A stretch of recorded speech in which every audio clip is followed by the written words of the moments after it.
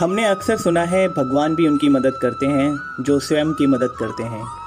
आज जिस प्रेरक कहानी के बारे में हम आपको बताने जा रहे हैं वो इस पर ही आधारित है। तो आइए शुरू करते हैं आज की कहानी। एक बार की बात है, रामपुर नामक एक गांव में साधु रहता था। वह साधु सदा ही भगवान की भक्ति में लीन रहता था।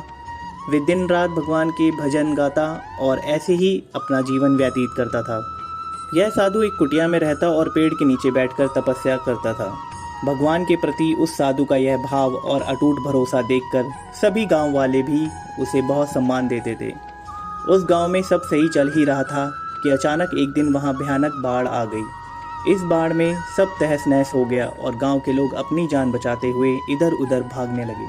जब लोग अपनी जान बचाने के लिए यहाँ वहाँ भाग रहे थे तो उन्होंने देखा कि हर दिन की तरह आज भी वह साधु पेड़ के नीचे बैठकर भगवान का नाम जप रहा था। यह देखकर लोगों ने उन्हें वहाँ से उठने की सलाह दी और वहाँ से चलने के लिए कहा, लेकिन साधु ने कहा, आप लोग मेरी चिंता ना करें, मुझे मेरे भगवान बचाएंगे।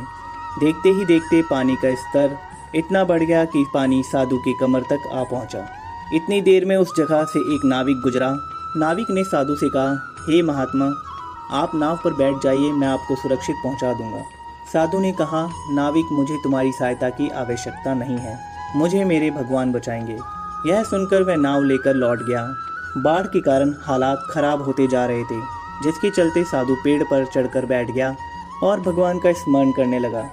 साधु भगवान को याद कर ही रहा था कि अचानक आकाश से अजीब सी आवाज़ सुनाई दी। साधु ने देखा एक हेलीकॉप्टर उसकी मदद के लिए आया है। उस हेलीकॉप्टर से एक व्यक्ति ने रस्सी लटकाकर साधु को उसे पकड़ने के लिए कहा। साधु ने इस बात को नकारते हुए कहा, मेरी रक्षा स्वयं भगवान करेंगे। उनकी यह जिद देखकर वह व्यक्ति और उसका दल वहां से चला गया। इतनी भयानक बाढ़ के चलते वह पेड़ भी बह गया और साधु की मौत हो गई। मृत्यु होने के पश्चात साधु जब स्वर्ग के द्वार पहुंचा तो उसने ईश्वर से पूछा, प्रभु, मैंने तो पूरे मन से आपकी भक्ति की, लेकिन जब मैं अपने अंतिम समय में मदद के लिए आपको पुकार रहा था तब आप मेरी मदद के लिए क्यों नहीं आए? इस बात का उत्तर देते हुए भगवान ने कहा, हे मुनिवर, मैं तुम्हारी रक्षा के लिए एक बार नहीं बल्कि 3 बार आया। सबसे पहले तो गांव वालों के रूप में, फिर नाविक के रूप में और अंत में हेलीकॉप्टर में मौजूद उस व्यक्ति के रूप में। लेकिन तीनों ही बार तुम मेरे स्वरूप को पहचान नहीं पाए। ईश्वर के इन वचनों को सुनकर मुनिवर को एहसास हुआ, लेकिन तब तक बहुत देर हो चुकी थी। इस कहानी से हमें यह शिक्षा मिलती है कि भगवान तो हर जगह उपस्थित हैं। यह हमें सुनिश्चित करना है कि वह हमें कब और कैसे कोई अवसर प्रदान करते हैं।